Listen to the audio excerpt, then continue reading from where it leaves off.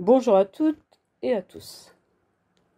Je suppose que vous avez entendu parler de ce fameux torchon, bouquin si on veut, mais on ne va pas l'appeler ni livre ni ouvrage, parce que dans ouvrage ça veut dire œuvrer, ça veut dire qu'il y a un travail derrière. Alors il n'y a aucun travail journalistique, il n'y a aucun travail d'enquête, le seul travail qu'il y a, c'est un travail de destruction de la France insoumise et plus spécialement de Jean-Luc Mélenchon. Je n'ai pas lu ce truc, je ne vous conseille pas de le lire. S'il me tombe dans les mains de façon gratuite, je le lirai pour pouvoir voir jusqu'où ils vont, mais je ne l'achèterai pas et je ne conseille absolument pas. Je vous dis même, ne l'achetez pas. Ne faites pas gagner 1 centime à ces deux soi-disant journalistes qui, soi-disant, ils ont mis 2 ans voilà, pour écrire, pondre cette ignominie, ces mensonges, ce ramassis de ragots, comme le dit Manuel Bompard.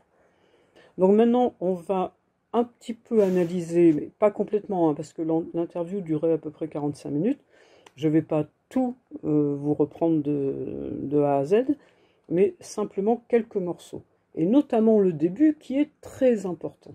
Donc on va écouter Manuel Bompard hier soir, qui a quand même été extrêmement patient, qui a pris les choses de façon humoristique, autant qu'il le pouvait, en tout cas en se moquant et en disant bon ben ce qui est dit là n'est rien.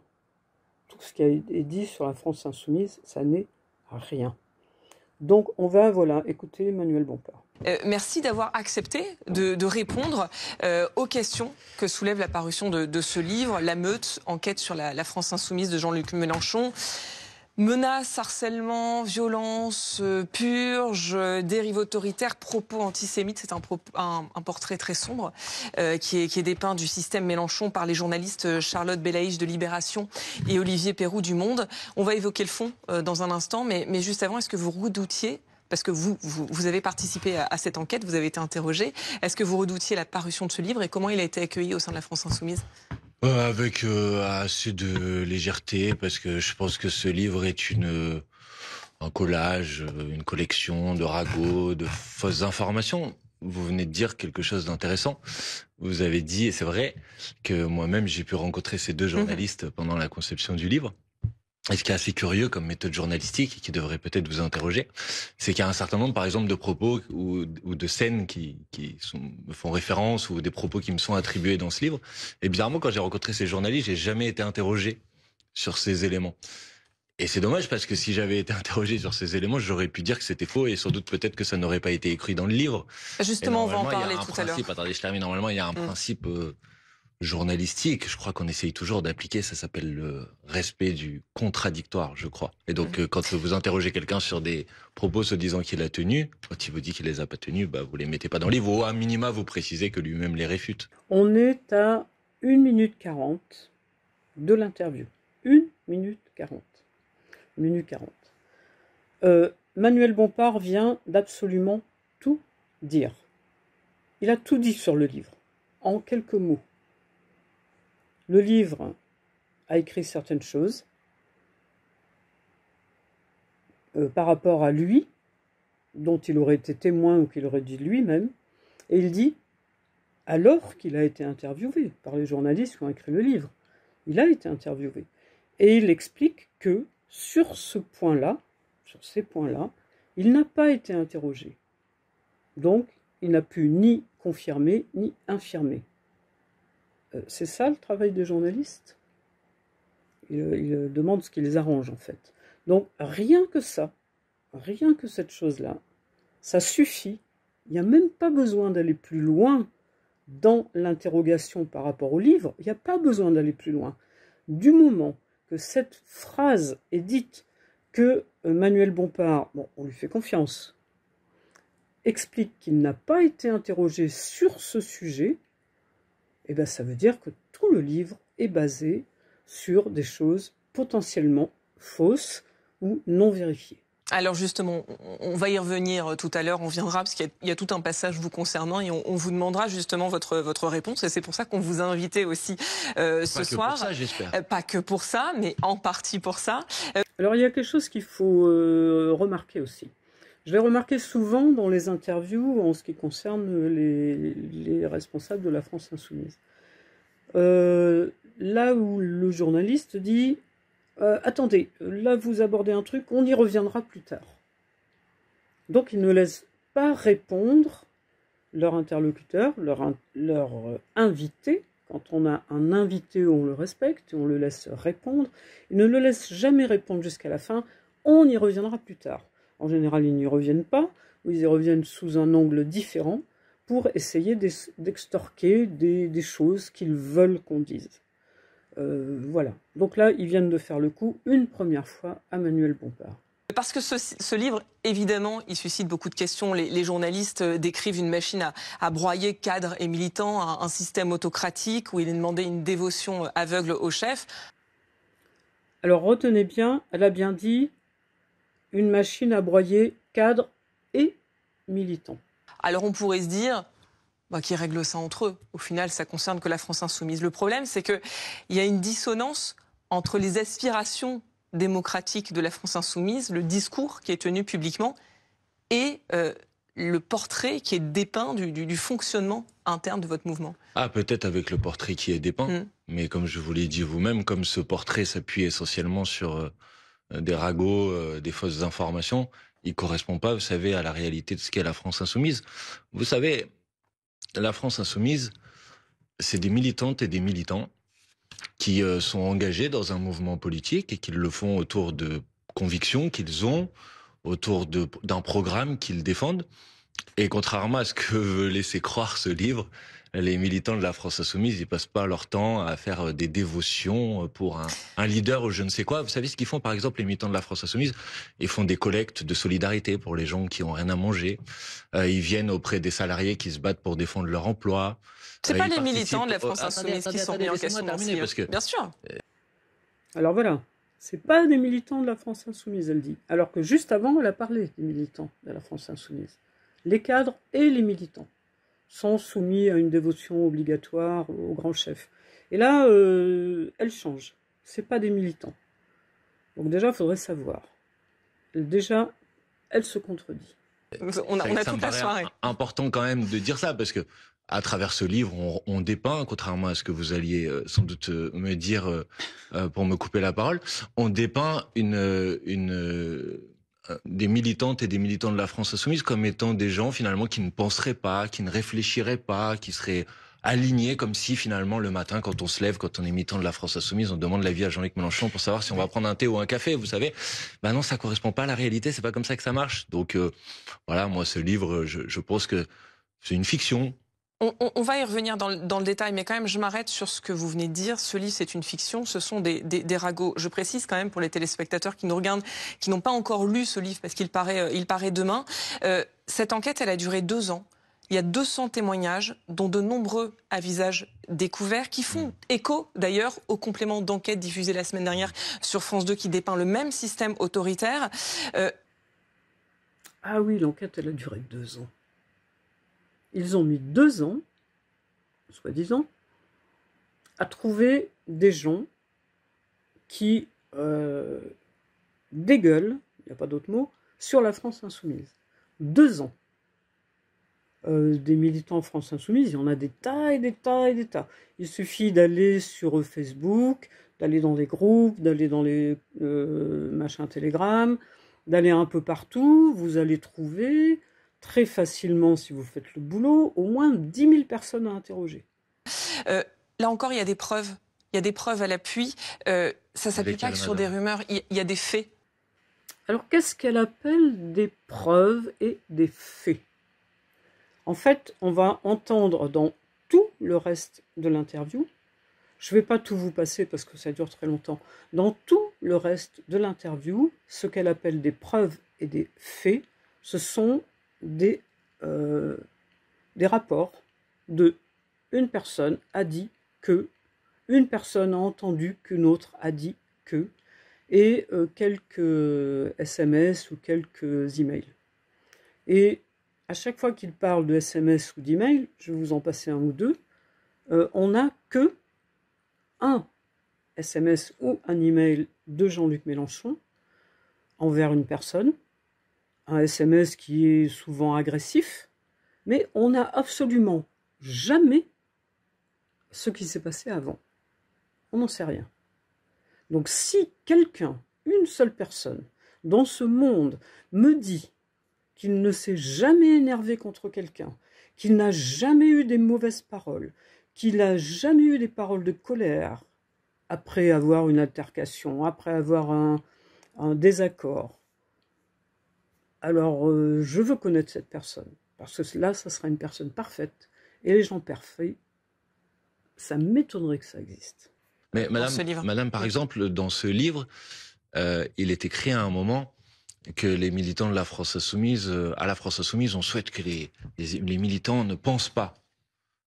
Mais la France Insoumise est le seul mouvement politique en France qui a mis en place une école de formation dans lequel chaque année, il y a 150 militants qui ont accès à des formations, y compris dispensées par des intervenants extérieurs à la France Insoumise. Comment vous pouvez, vous comprenez que je prenne ça avec un peu de légèreté, comment on peut écrire à la fois dans un livre que des militants ne pensent pas et qu'il y a une volonté de la France Insoumise que les militants ne pensent pas, alors que c'est le seul mouvement politique qui a mis en place une école de formation précisément pour que les militantes et les militants aient des outils pour penser. Je vois à quoi vous faites référence. Je vois à quoi vous faites référence et c'est pas les journalistes qui le disent, c'est Sophie Camard qui raconte ce que Jean-Luc Mélenchon a dit, donc ancienne insoumise, qui raconte ce que Jean-Luc Mélenchon a dit un jour à Julien Drey, son ancien camarade socialiste, et il lui a dit « Les militants sont mes bras et mes jambes, et moi je suis la tête, je n'ai besoin de personne pour penser, en clair, tracter, mais ne réfléchissez pas. » Donc vous êtes, madame, en train de m'interroger sur des propos qui auraient été tenus par une personne auprès d'une autre personne qui les aurait répétés à des journalistes.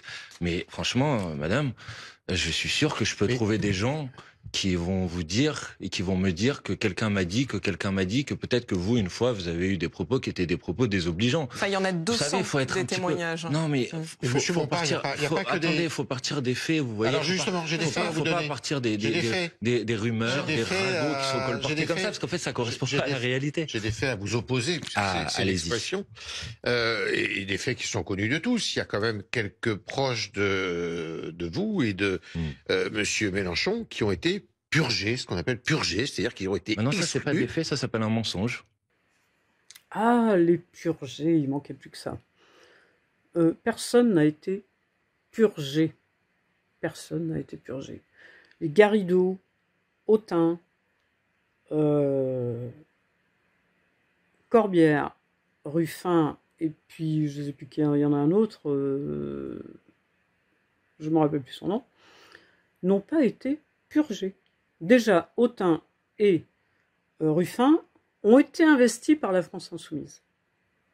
Alors que, je vais vous le faire écouter, Ruffin a textuellement dit, avant vraiment le scrutin, que même s'il était élu, il ne siégerait pas à la France Insoumise. Je vous donne un élément comme ça, j'ai annoncé ce matin que si jamais j'étais réélu, je ne siégerais pas dans le groupe de la France Insoumise. D'accord ? Il l'a dit lui-même. Donc, ça ne s'appelle pas purger, ça. C'est lui qui voulait plus être France Insoumise. C'est lui qui s'est auto-purgé, si on va par là. Quant à Garrido, Corbière, qui y avait d'autres, Simonet, et puis il y en a un autre, eux, ils n'ont pas été purgés. Ils n'ont simplement pas été reconduits dans leur circonscription, parce qu'il y avait des raisons. Toute cette clique, ils avaient créé l'après, avant même la dissolution de l'Assemblée par Macron. Donc ils n'avaient pas l'intention de rester à la France Insoumise. Donc après, il faut savoir ce qu'ils veulent. S'ils ne voulaient pas rester à la France Insoumise, personne ne les retient. Ils ont le droit de s'en aller, justement, parce que ce n'est pas une secte, parce qu'on fait ce qu'on veut à la France Insoumise. Du moment qu'on respecte le programme, on fait absolument ce qu'on veut. Mais ils avaient l'intention de s'en aller. Donc ils n'ont pas été purgés. Ça, c'est un mot qu'ils ont inventé après, sans jeu de mots avec l'après, parce qu'il fallait bien trouver quelque chose, hein. Mais ça s'appelle pas un mensonge. Précisément dans votre question. On va quand même les citer. Monsieur Corbière, Madame Garrido, voilà, Madame Autain. Trois mensonges. Eh ben, écoutez, ils ont été exclus de son entourage, quand même. Non, pas du tout, monsieur. Alors, pourquoi ils ne sont plus à ses côtés? Mais attendez. J'apporte juste une précision, et ensuite je vous laisse répondre, Manuel Bompard. J'apporte juste une précision à ce qui a été dit par Yves Tréhard. Effectivement, on a beaucoup parlé de ces cas médiatiques, et ce que dit l'enquête, c'est qu'il y en a eu des dizaines d'autres, beaucoup plus silencieuses. Charlotte Girard, François Coq, Jérôme Kuzmanovic, Manon Le Breton, Hélène Franco, tous ont été expulsés parce qu'un jour, ils ont osé s'opposer au chef. Madame, pardon, mais Monsieur Tréhard vient de dire quelque chose qui est, puisque vous parliez de faits, factuellement faux. En l'occurrence, les personnes que vous avez citées n'ont pas été exclues de la France Insoumise, ce n'est pas vrai. Elles n'ont pas été investies. Comme candidat, investis comme candidat avec l'étiquette LFI, alors même que c'était leur circonscription. Non mais d'accord, madame, mais attendez, madame, pardon, vous êtes journaliste. Ça s'appelle une excommunication. Non, madame. Ils n'ont pas été expulsés parce qu'ils ont osé s'opposer au chef. Ils sont partis d'eux-mêmes, quasiment tous, parce qu'ils ont voulu imposer leur façon de penser et que leur façon de penser ne s'est pas avérée être accepté par la majorité des insoumis eux-mêmes et du bureau de la France Insoumise. Voilà. Donc ils auraient voulu que leur opinion, leur façon de penser devienne la ligne stratégique de la France Insoumise. Ça s'est pas fait. Point. Voilà. Donc il y a une majorité qui n'était pas d'accord avec eux. Donc ils n'ont pas été purgés, ils n'ont pas été ni excommuniés, ni exclus, ni tout ce qu'on veut. Simplement, leur opinion n'a pas été majoritaire. C'est quand même pas difficile à comprendre, mais ils ne l'ont pas digéré. Je ne sais pas ce qu'ils pensaient. Ils pensaient peut-être qu'ils étaient meilleurs que tout le monde et que leur opinion à eux valait plus que celle des autres. Mélenchon, lui, n'a jamais imposé son opinion. Ils ont proposé des choses. Manuel Bompard, toute l'équipe, ils ont proposé, après discussion entre eux, et après, nous, on accepte ou on n'accepte pas. Et chaque fois, la majorité des insoumis, donc c'est-à-dire tous ceux qui sont inscrits sur la plateforme, on est environ 350 000, donc tout le monde ne vote pas, mais il y a quand même environ à chaque fois 50-60 000 personnes qui votent. Ceux qui ne votent pas, tant pis, ils ne votent pas. Mais ceux qui votent ont accepté. Tout le monde pouvait voter. Donc si Garrido, etc., n'ont pas vu leur opinion devenir majoritaire, c'est que les gens n'étaient pas d'accord avec eux, c'est tout. On doit accepter, dans une démocratie, que son opinion ne soit pas majoritaire. Après, on continue à l'exprimer, on continue à la défendre, en espérant qu'un jour elle soit majoritaire. Mais on ne décrète pas d'un seul coup qu'on est viré parce que notre opinion n'est pas majoritaire. Mais ça ne marche pas comme ça, la démocratie. Donc c'est de leur côté à eux qu'il y a un manque de démocratie. C'est pas du côté de la France Insoumise. Vous êtes journaliste. Donc quand on est journaliste, on parle de faits, pas d'invention. Donc les personnes dont vous êtes en train de me parler... Elles ont appris qu'elles n'étaient pas investies. Attendez, madame. Monsieur Tréhard a dit qu'elles avaient été exclues. Je ne me trompe pas. Vous êtes d'accord? Ce n'est pas vrai. Oui, mais ces personnes-là n'ont pas été investies comme candidats sur leur circonscription. Alors ils étaient tous des candidats, des députés sortants qui ne sont pas réinvestis. Et donc ça vaut exclusion, ça? Et une personne qui est ça s'appelle une excommunication. Non, madame, ça s'appelle un non-investissement. Attendez. Aux dernières élections législatives, ne me coupez pas toute la parole en même temps, sinon ça va être vous la meute ce soir sur le plateau de télévision. Ah, très hardi, vous avez raison.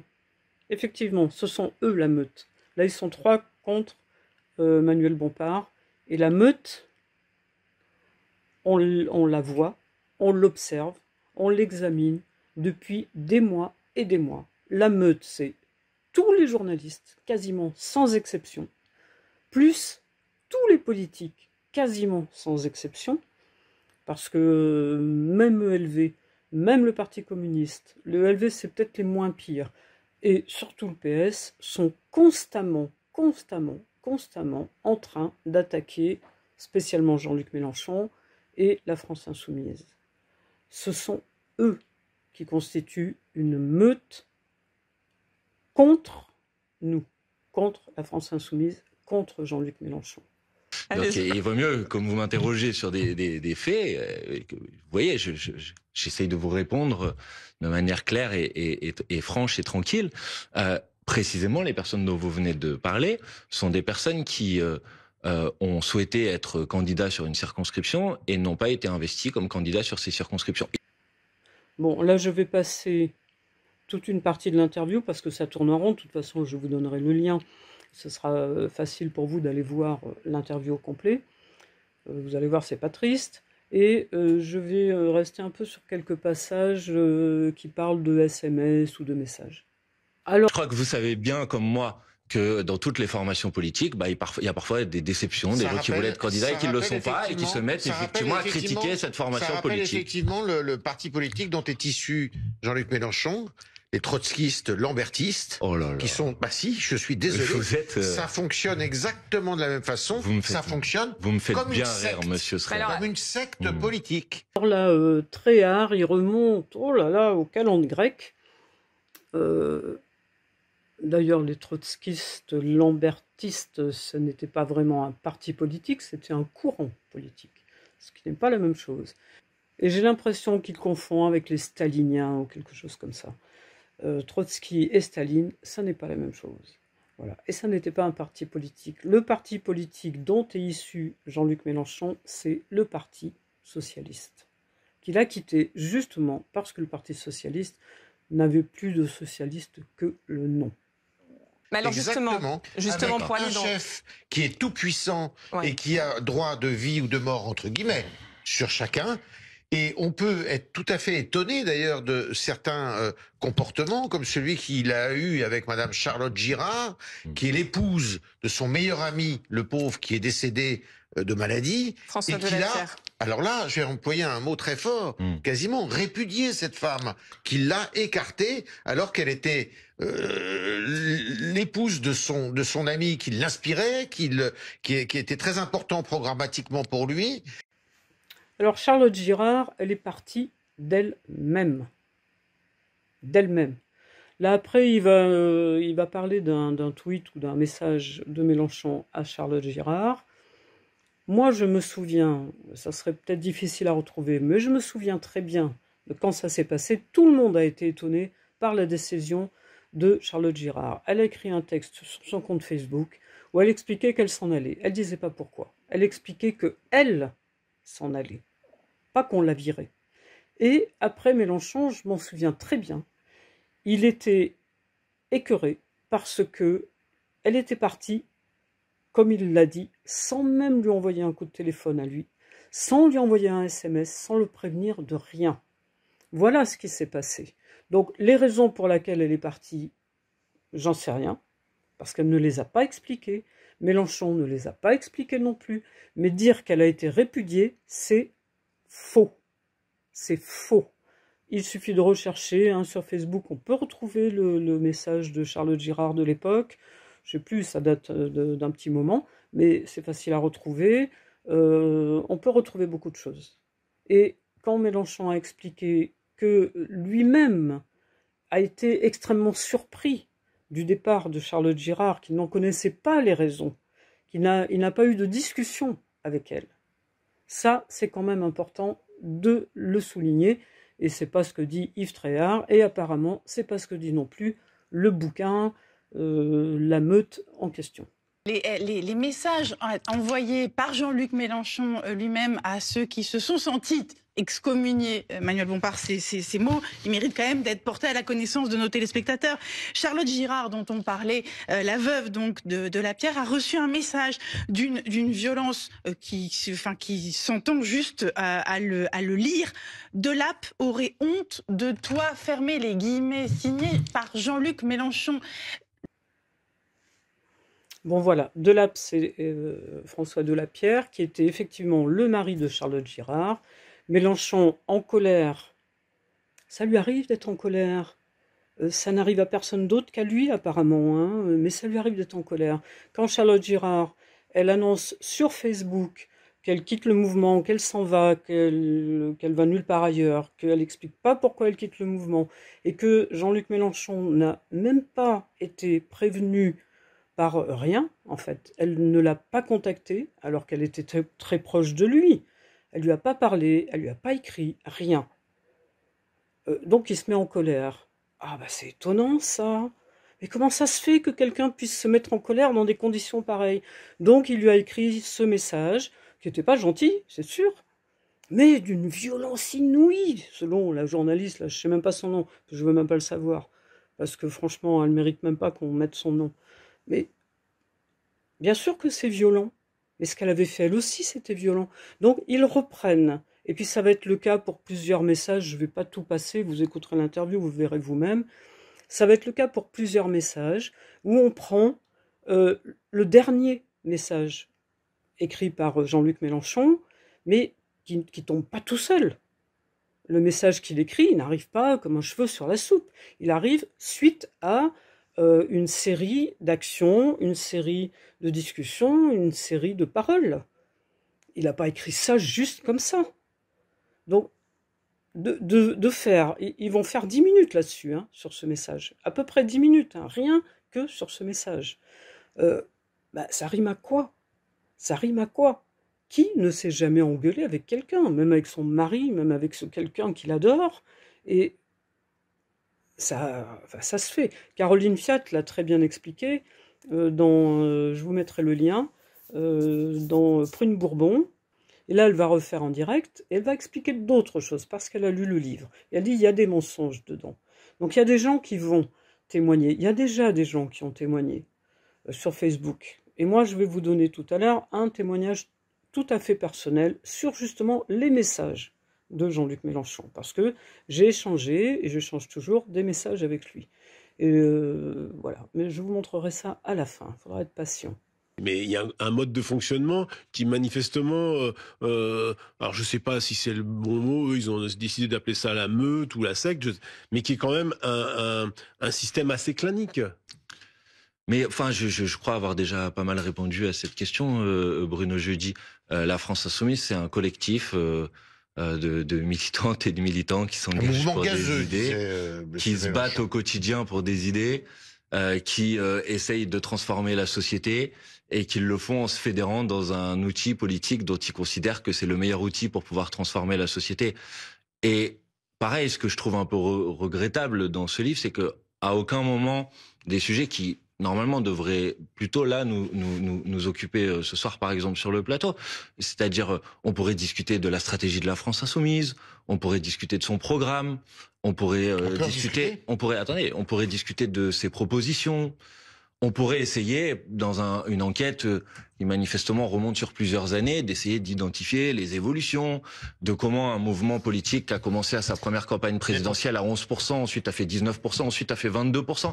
Pourquoi cette question-là politique centrale, elle est abordée nulle part. Donc moi, en fait, si vous voulez, je suis pas critique de fiction. Une question centrale, hein. Je suis responsable politique, coordinateur d'un mouvement politique, et ce qui m'intéresse, c'est les aspects politiques de l'action que je mène. Vous comprenez pas les lisant ragots, ce livre, les affaires sur, y compris parfois très personnelles. J'ai trouvé, par exemple, assez déplaisant de parfois qu'on implique, y compris des enfants de parlementaires de la France Insoumise dans ce livre. J'imagine que si on faisait un livre sur votre travail journalistique et qu'on mettait en cause vos enfants à l'intérieur, vous le prendriez pas très bien. Je vous ai dit qu'à la France Insoumise, tous les 6 mois, on a un débat stratégique à l'intérieur du mouvement. Mais un débat stratégique, on peut pas émettre de critiques. C'est en fait ce qui est dit dans le livre par un certain nombre de témoignages. Mais c'est encore une fois un certain nombre de témoignages, Alexis Corbière entre autres, qui disent on peut pas émettre un certain nombre de critiques. À partir du moment où il y a une tête qui dépasse, on la coupe. Rappelez-vous bien juste cette petite phrase. À partir du moment où il y a une critique, on coupe la tête qui dépasse.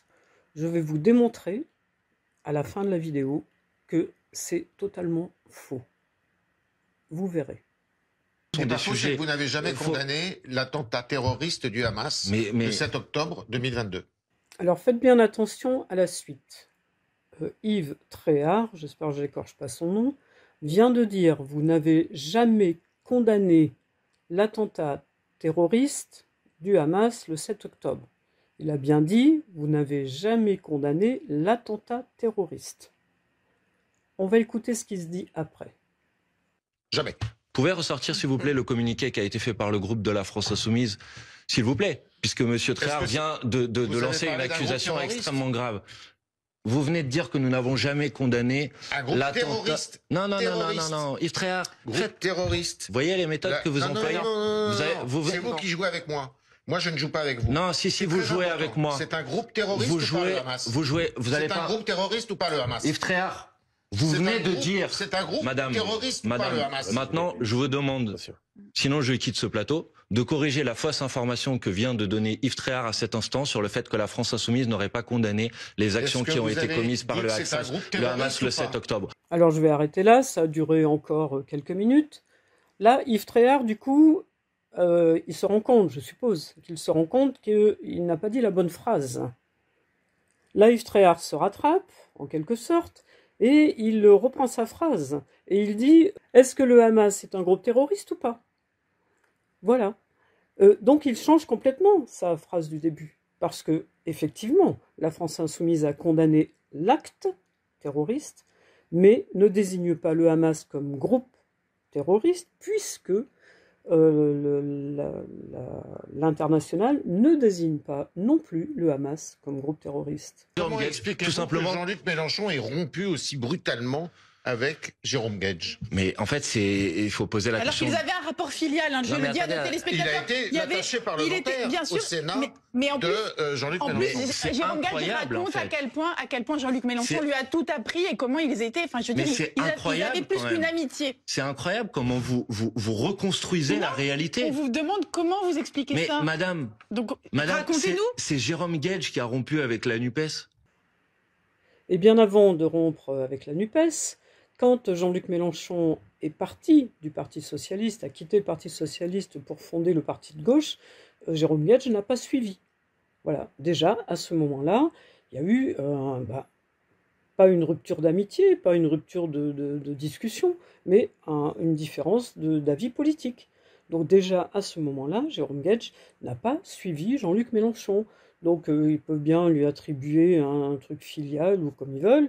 Il y a plein de gens qui se réclament de la filiation de Jean-Luc Mélenchon, parce qu'il a appris beaucoup de choses à beaucoup de monde. Donc ça c'est un argument qui a aucune consistance. Voilà, donc c'est pas Jean-Luc Mélenchon qui a viré Jérôme Guedj, encore une fois, c'est Jérôme Guedj qui n'a pas suivi Jean-Luc Mélenchon, y compris avec la NUPES et le NFP. Enfin, vous pouvez être énervé, mais madame, vous me posez une question. Je suis pas énervé du tout. Je m'étonne de voir comment vous déviez. Vous ne répondez mais je à ne aucune dévie de pas, nos madame. questions. Je suis obligé à chacune. Vous ne répondez à aucune de nos questions, Manuel Bompard. Madame. Je le regrette pour nos téléspectateurs, je peux vous dire, que vous ne répondiez pas. Madame, je ne dévie pas. Je suis obligé à chacune de vos questions, et tout le monde pourra en faire l'expérience ce soir, de corriger votre question parce qu'elle contient une fausse information. Donc nous tous ici sur ce plateau, nous posons des questions fausses. Là, précisément, excusez-moi. Non mais depuis tout à l'heure, vous faites ça. Excusez-moi d'être attaché un peu aux faits, en fait. Alors oui, effectivement, depuis le début de l'émission, ils posent tous, les trois qui sont là, puisqu'ils sont tous les trois d'accord ensemble, ils sont tous les trois braqués sur le contenu du bouquin, et ils posent tous des questions qui partent de fausseté, de mensonges, quasiment à chaque fois. Voilà. Donc elle dit vous répondez pas aux questions. Si, il répond. Il répond pas ce qu'elle voudrait, ce qui n'est pas la même chose, mais il répond. Il a tout à fait répondu absolument à toutes les questions. Vous pourrez réécouter l'ensemble de l'interview. Mais c'est pas ce qu'ils veulent comme réponse. Voilà. Maintenant, les journalistes aujourd'hui, ils insistent jusqu'à ce que vous répondiez ce qu'ils veulent et si possible par oui ou par non. C'est leur truc, ça. À chaque fois que l'un d'entre nous prend la parole pour vous poser une question, vous dites c'est faux. Ça n'existe pas, ça n'a pas été dit, ça n'a pas été écrit. Interrogez-vous sur les questions que vous me posez. On vous pose des questions à partir d'un livre de 200 pages qui résulte de 2 ans d'enquête de deux journalistes éminemment sérieux. C'est vraiment... Des journalistes éminemment sérieux. Je vous rappelle ce qui a été dit au début. Des journalistes tellement éminemment sérieux qu'ils n'ont interrogé que des personnes qui détestent Mélenchon, qui détestent la France Insoumise, qui sont tous sortis de la France Insoumise, qu'ils n'ont interrogé absolument personne, mais personne, qui soit favorable à la France Insoumise, et notamment, comme l'a expliqué Manuel Bompard au début, ils ne lui ont rien demandé de ce qui a été rapporté, qui aurait été dit par lui ou par Mélenchon quand il en était témoin, Ils ne lui ont pas demandé si c'était vrai ou si c'était pas vrai, mais selon cette dame, hein, j'ai pas son nom, hein, je m'en fiche, ce sont des journalistes éminemment sérieux. Alors un journaliste pas sérieux, je me demande ce que c'est. On va s'arrêter là. Merci en tout cas. Je veux quand même dire aux gens qui nous écoutent, pour que tout le monde soit aussi informé, madame, c'est que on a calé cette émission il y a 3 jours, et on avait, y compris cet après-midi, discuté des thèmes que nous allions aborder aujourd'hui. Et on avait prévu, par exemple, de parler de la situation d'ArcelorMittal. On avait prévu, par exemple, de parler des annonces qui ont été faites ce matin de fermeture d'entreprises et de suppression d'emplois dans le commerce. Et je vais vous dire, on avait prévu aussi de parler de votre rendez-vous aujourd'hui avec François Bayrou sur la proportionnelle. On avait prévu de parler du référendum sur le budget de proposition de François Bayrou. Donc, on avait prévu de parler de Boualem Sansal également, du vote. Aujourd'hui, la France Insoumise qui a voté en partie contre. À 27 députés qui a voté contre cette résolution. On avait prévu plein d'autres sujets. Et on a été débordés, on n'a pas eu le temps. Je le dis juste aux gens qui nous écoutent, parce que je voudrais pas qu'à la fin on me reproche de venir parler uniquement des affaires internes de la France Insoumise, parce que moi, ma volonté aujourd'hui, c'était de parler des problèmes que rencontrent les Françaises et les Français. Et c'est le cadrage de votre émission qui m'a empêché de le faire, et je le regrette. Monsieur Bompard, avant vous, il y avait Monsieur Woerth qui lui-même pensait qu'il allait parler de François Bayrou, et il n'a pas parlé de François Bayrou. Ah oui, donc Éric Woerth a eu un sujet dont il n'a pas pu parler, un seul sujet. Manuel Bompard n'a pu parler d'absolument aucun sujet qui était prévu, mais pour Bruno Jeudi, c'est la même chose. Il s'en est pas plaint en direct à l'antenne, ça arrive. Moi, je le fais parce que je veux pas qu'à la fin, les gens qui ont écouté notre émission pensent que ce qui m'intéresse dans la vie, c'est la France Insoumise. Moi, ce qui m'intéresse dans la vie, c'est les problèmes auxquels sont confrontés les Français. Et je pense que c'est dommage qu'on ait pu en parler parce que j'avais beaucoup de réponses à apporter sur ce sujet. On a été pris par le temps, Manuel Bompard. Alors, je voudrais rajouter quelques petites choses. Je vais lire ce que j'avais écrit ce matin. Quelqu'un peut-il nous rappeler comment fonctionnent les autres formations politiques ? Le Parti socialiste, avec plusieurs lignes politiques, dont les leaders ne pensent qu'à supplanter l'autre, et dont le plus faible, Olivier Faure, fait tout et son contraire pour tantôt rester un peu à gauche, tantôt se ranger aux côtés de la fausse gauche social-démocrate capitaliste. L'AFI n'a qu'une ligne, c'est ça qui les embête. Son programme, un programme sérieux, complet, pour lequel des militants s'investissent.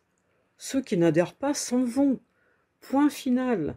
Personne n'a un fil à la patte pour rester prisonnier de la France insoumise. La Macronie, dont le parti a changé plusieurs fois de nom, tellement que la plupart des gens ne savent même pas le nom du parti créé par Emmanuel Macron. La Macronie qui fonctionne vraiment, elle, comme une secte, derrière le gourou Macron, qui méprise tout le monde publiquement. La Macronie qui n'existe que parce que Macron a été totalement fabriqué par l'oligarchie et les médias dominants, et qui n'existera plus quand Macron s'en ira. Les Républicains, dont certains ont suivi Ciotti pour former un autre parti proche du RN, et dont les principaux leaders jouent à qui sera le plus facho pour gagner la présidence du parti. Le RN, un parti géré par une dynastie de père en fille et d'oncle en nièce, même si la Marion n'est plus officiellement au Rassemblement national, elle y retrouvera bien sa place un jour. Parce que Bardella, à part sa supposée belle gueule de mannequin de cire, ne vaut pas tripette. Ils s'en rendront compte. Le PCF, avec un secrétaire général qui multiplie les déclarations réactionnaires pour ne pas disparaître des écrans télé, et des militants qui doivent bien se demander si leur parti est encore communiste. Et ce serait l'AFI, le seul sujet d'interrogation sur son supposé fonctionnement. Oui, à l'AFI, on vote régulièrement. On nous demande à nous, militantes et militants, de donner notre avis. On nous demande de nous instruire, de comprendre, d'avoir des idées, d'agir à notre mesure et de le faire sans attendre les consignes. C'était les paroles de Jean-Luc Mélenchon. La consigne, c'est « n'attendez pas les consignes ». Et d'ailleurs, ma chaîne YouTube en est la preuve. Je l'ai faite sans consigne. Je l'ai faite parce que j'avais envie de la faire et je la continue.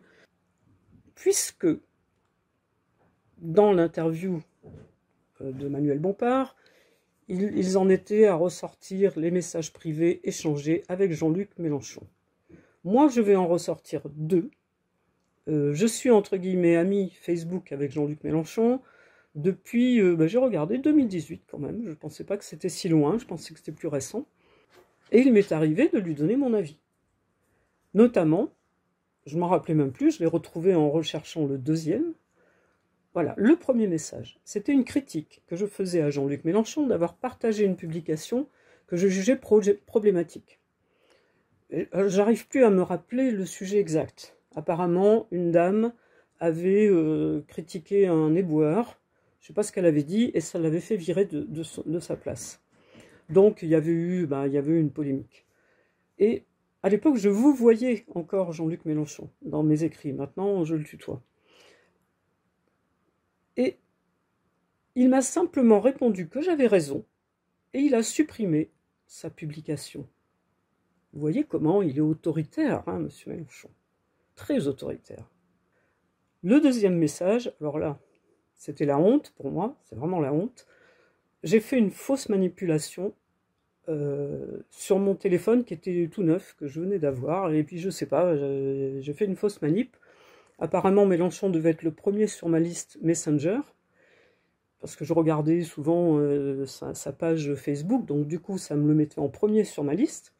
Et j'ai appuyé sur je sais pas quoi, et ça a déclenché un appel téléphonique à Jean-Luc Mélenchon à 3h du matin. 3h du matin. Et comme je paniquais sur mon téléphone, que je connaissais pas bien, j'ai eu du mal à couper la communication, j'arrivais pas à trouver. Parce qu'en plus, à l'époque, je n'avais jamais fait de communication téléphonique par Messenger, je n'avais pas l'habitude de faire ça. Voilà. Donc je me suis bien sûr excusée, mais le lendemain, parce que je me suis dit, si je lui envoie un message là tout de suite, et qu'en plus ça lui bip un message, ça va être pire, quoi. Donc le lendemain matin, je me suis excusée. Qu'est-ce qu'il m'a répondu, Jean-Luc Mélenchon? 2 mots. Il a écrit « pas grave ». Il est violent. Il est méchant, hein, Mélenchon. Il est très violent, très méchant. Il m'a écrit « pas grave ». Voilà, donc si ce livre avait été fait sérieusement, bien sûr que Mélenchon, il a écrit des messages méchants, qu'il a écrit des messages violents, mais comme tout le monde.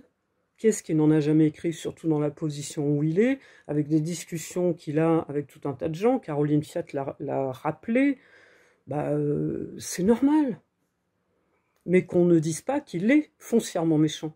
Moi, il me connaissait à peine à l'époque, même pas. Il aurait pu dire « faites attention ». Non, il m'a dit « pas grave ».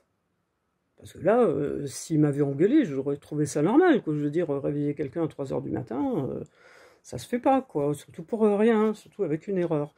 Donc voilà. Alors ça suffit, les trucs. Vous lirez le bouquin, si vous voulez. Moi, je le lirai pas. Mais on pourrait écrire tout un livre qui dirait exactement le contraire de ce qui a été écrit dans ce bouquin. Et ça serait bien que les mêmes journalistes, entre guillemets, fassent la même chose avec les autres partis politiques. Parce que Macron, qui se permet en public d'insulter absolument tous les Français, tous les gens du monde entier, à mon avis, dans le privé, il ne doit pas se priver, sans jeu de mots. Et puis les autres un peu pareil. Hein. Voilà. Bon, je vous remercie. La vidéo était peut-être longue, je ne sais pas si vous l'aurez vue en entier. Et à bientôt. Mais enfin, je tenais à faire ça parce que quand même, j'ai trouvé que l'interview de Manu Bompard, elle était carrément insupportable. Les journalistes présents sur le plateau, je ne sais même pas si ils sont journalistes ou juste éditorialistes ou je ne sais quoi, ils prennent pour argent comptant un bouquin juste parce que c'est écrit. C'est pas parce que quelque chose est écrit que c'est vrai. Voilà. Déjà, il faut se dire ça. Allez, bye tout le monde, à bientôt. Au revoir.